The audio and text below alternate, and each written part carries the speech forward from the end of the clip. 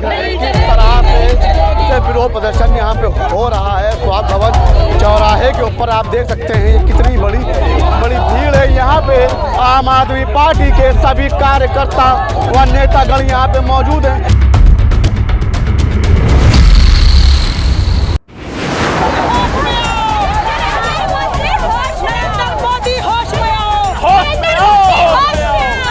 एक बड़ा प्रदर्शन किया था, लेकिन आप देख रहे हैं कि यहाँ पे जो अपनी पुलिस ने अपनी हिरासत में सभी को ले लिया है।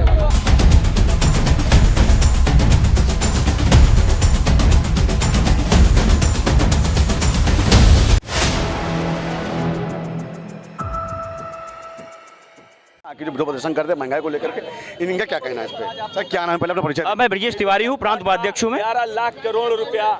देखिए जो हो रहा है आप देख रहे हैं, मलेशिया से 38 कंपनी बनाई जाती हैं जो हजारों करोड़ रुपए लगा के अडानी के शेयर बढ़ाती हैं। आज ये देखिए शेयर डेली डूब रहा है, उनका डेली नीचे आ रहा है। क्या ये दिख नहीं रहा है? ये हमारी सरकार को नहीं दिख रहा है, ईडी को नहीं दिख रहा है, गृह मंत्रालय को, किसको नहीं दिख रहा है? ये लगातार मजदूरों को, किसानों को मजदूर और मजदूर को बदुआ मजदूर बना रहे हैं। सारे अधिकार छीन लिए इन्होंने। 38 अधिकार थे, 38 में 35 अधिकार छीन चुके हैं ये।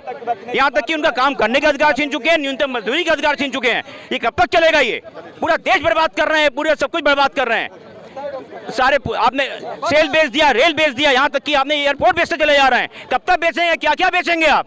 भाई कहीं तो रुकेंगे या नहीं रुकेंगे आप?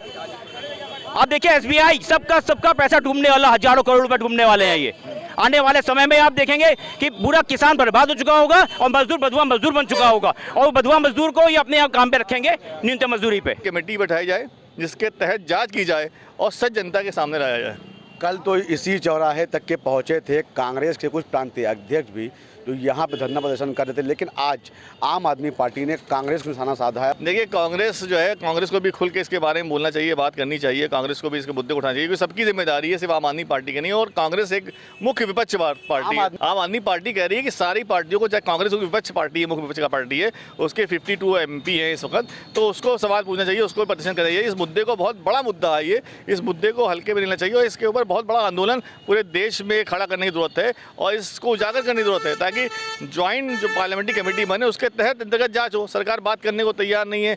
बजट पेश दी गया, बजट से पहले कहा गया इस पर सवाल किया जाए, अदानी के ऊपर से बात हो, तो सरकार बात करने को तैयार नहीं।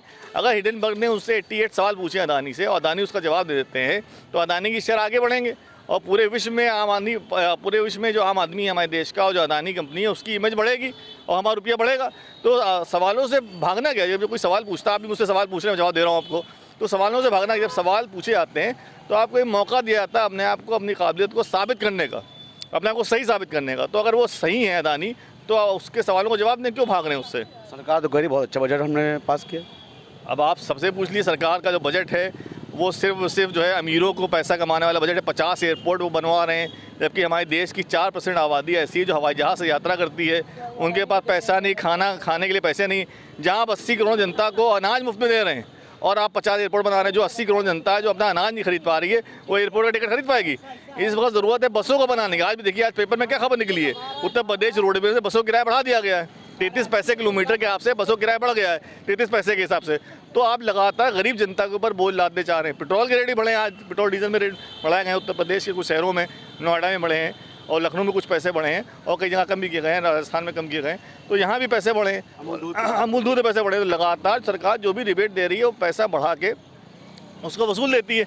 और सरकार ने जो भी कह रही है कि अभी बहुत से पेपरों में देखा, उसमें खबर निकली थी कि 7 लाख तक वालों को नहीं देना पड़ेगा टैक्स। ये गलत न्यूज़ क्यों बताई जा रही है? जबकि 7 लिखा है, 7 लाख वालों को 10% टैक्स आज भी देना पड़ेगा। क्यों आप कह रहे हैं 7 लाख वालों को टैक्स नहीं देना पड़ेगा? और 7 लाख वालों को आप टैक्स नहीं दे रहे हैं तो उसमें आप उनको बेनिफिट भी तो नहीं दे रहे हैं कि हाउसिंग टैक्स का बेनिफिट आप देते या ट्यूशन फीस का बेनिफिट देते, वो बेनिफिट नहीं दे रहे हैं। क्या ये आंदोलन कब तक चलेगा? आम आदमी पार्टी कब तक विरोध करेगी? ये आंदोलन जो है लगातार चलता रहेगा। आम आदमी पार्टी प्रमुखता के साथ लगातार बीजेपी के भ्रष्टाचार को जनता के सामने रखती रहेगी। आम आदमी पार्टी न रुकने वाली है, न किसी डरने वाली है। आम आदमी पार्टी एक बड़े विकल्प के तौर पे पूरे देश में उभर रही है। अभी हम आम आदमी पार्टी सारी जगह पे आपने का ऐलान भी हो गया है। MP में आम आदमी पार्टी वैसे ही इलेक्शन लड़ेगी जैसे गुजरात में लड़ी थी। और आने वाले इस साल में 9 राज्यों में इलेक्शन चुनाव है। आम आदमी पार्टी ज़्यादातर राज्यों में अपने अकेले बल पे चुनाव लड़ेगी और एक नई पार्टी, एक नई ताकत बन के देश में उभरेगी। भवन पे आई है, क्या पूरा मामला है बता दीजिए। देखिए, मामला पूरी तरह से देश की जनता और उसके पैसे से जुड़ा हुआ है। पिछले कई सालों से देश में जो चीजें हो रही हैं, लोग उस पर चुप रहे, कभी धर्म के नाम पे, कभी मोदी जी की लोकप्रियता के नाम पे, लेकिन अब उनके सारे फ्रॉड जनता के सामने आ चुके हैं। LIC वाहिद एक ऐसी कंपनी थी जिसपे लोगों का अपने परिवार के पिता की तरह भरोसा था। हर परिवार में LIC है। हम अपनी पढ़ाई के लिए, बच्चों की शादी के लिए और एक बेहतर भविष्य के लिए जो पैसा जमा करते हैं, हमारे मोदी जी ने इतना भी नहीं सोचा कि उन 80 करोड़ के खून की कमाई एक व्यक्ति के हाथ में दे दी, जिसके शेयर धड़ाम धड़ाम धड़ाम करके नीचे आ गए। इसका जवाब तो देना दूर की भरपाई कैसे होगी। आज वो सामने आके ये भी फेस नहीं कर रहे हैं कि उन लोगों की गलती क्या थी जिन्होंने इतना गाड़ी कमाई को LIC में इन्वेस्ट करा, और वो पैसा आपने उठा के एक अपने दोस्त, अपने प्रिय फ्रेंड मिस्टर अडानी के हाथ में दे दिया, जिससे वो पूछ भी नहीं रहे हैं, जिसके लिए वो जवाब भी नहीं दे रहे हैं कि इसकी जवाबदेही आखिर है किसकी। कम से कम प्रधानमंत्री आके ये तो जवाब दें कि ये जो पैसा जनता का डूबा है वो वापस कैसे आएगा, और किस अधिकार से उन्होंने इतनी सारी चीजें एक व्यक्ति के, एक बिजनेसमैन के हाथ में रख दी हैं।